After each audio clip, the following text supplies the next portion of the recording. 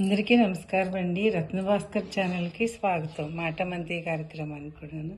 ఇప్పుడు ఎక్కడ చూసినా ఎవరి నోటి విన్నా అఖండ గురించి, అఖండ నెక్స్ట్ బాలకృష్ణ యొక్క నట విశ్వరూపం గురించి మాట్లాడుకుంటున్నారు, అంతే కదా.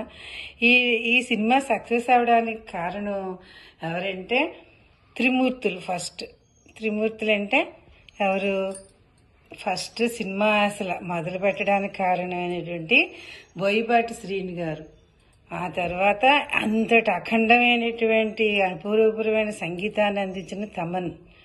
తర్వాత నెక్స్ట్ బాలకృష్ణ ఇంక చెప్పక్కర్లేదు, ఆయన నటన గురించి విశ్వరూపం గురించిను. నెక్స్ట్ వీళ్ళు ముగ్గురు త్రిమూర్తుల కింద చెప్పుకుంటాం. అదే 4 స్తంభాలుగా చెప్పుకోవాలంటే బాలకృష్ణ, బోయపాటి శ్రీను, తర్వాత తమన్ను, నెక్స్ట్ 4వ స్తంభం ఎవరంటే టెక్నీషియన్స్. ఇంతటి విజయానికి కారణమైనటువంటి టెక్నీషియన్ కూడా 4వ స్తంభం.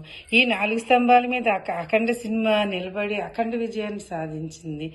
బాలకృష్ణకి అంత విశ్వరూపం చూపించడానికి ఆయన యొక్క జీన్స్ కారణం. ఎందుకంటే సీనియర్ ఎన్టీఆర్ ఉన్నారు కదా, ఆయనకి బిరుదే ఉంది, విశ్వవిఖ్యాత నట సార్వభౌమన్. అదేవిధంగా బాలకృష్ణ కూడా ఆయన జీన్స్, ఆయన రక్తం వచ్చినందువల్లే బాలకృష్ణ కూడా అపురూపంగా యాక్ట్ చేసి అఖండంగా తన యొక్క విశ్వరూపాన్ని చూపించి ఇంక నభూతో నభవిష్యతే అన్నట్లుగా తన యాక్షన్ చేశాడు. అంత యాక్షన్ చేయడం అనేది అసలు చాలా కష్టం.